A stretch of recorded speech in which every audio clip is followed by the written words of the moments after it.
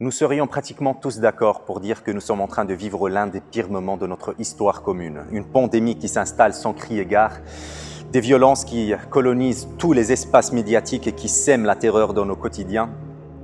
Et ceci, c'est une modeste contribution pour essayer de redresser l'image que l'humanité se donne à elle-même.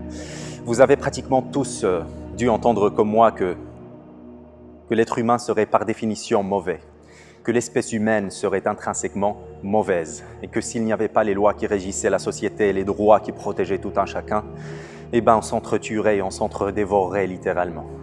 Personnellement, je ne pense pas que ce soit complètement vrai parce que déjà d'un point de vue évolutionniste, ce qui nous a fait être humains aujourd'hui, ce n'est pas le fait de faire la guerre ou le fait de faire le mal à quelqu'un gratuitement, mais c'est l'entraide et la collaboration. Autrefois, nous ne pouvions pas faire face au lion tout seul, naturellement. Nous avions besoin de l'autre, nous avions besoin de vivre en groupe pour nous protéger et nous perpétuer dans le temps.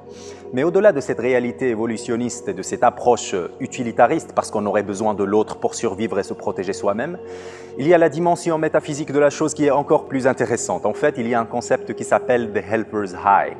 Le helper's high, c'est l'idée selon laquelle la nature nous récompense avec une drogue naturelle sous forme de sécrétion d'hormones de plaisir comme la sérotonine, la dopamine et l'ocytocine parce qu'on aurait fait montre et acte de bienveillance et de magnanimité.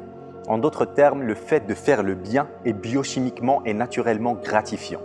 Les scientifiques décrivent l'état du helper's high comme un état d'euphorie et de bien-être généralisé parce qu'on aurait choisi délibérément d'aider son prochain. La collaboration et la coopération à la place de la guerre et le fait de faire le mal et semer la terreur. Mais malheureusement, les médias suivent la logique selon laquelle si ça saigne, ça mène. Ils ont très bien compris que nous avons une partie de notre cerveau qui s'appelle l'amygdale. Cette partie, elle est responsable du sentiment du danger et de la détection du risque. Et donc, ils nous présentent des faits de telle sorte à ce que notre réaction soit surdimensionnée parce que notre amygdale a été stimulée. Les faits qui dérangent demandent plus d'attention, c'est pour ça que nous pouvons qualifier notre époque et notre économie par l'économie de l'attention.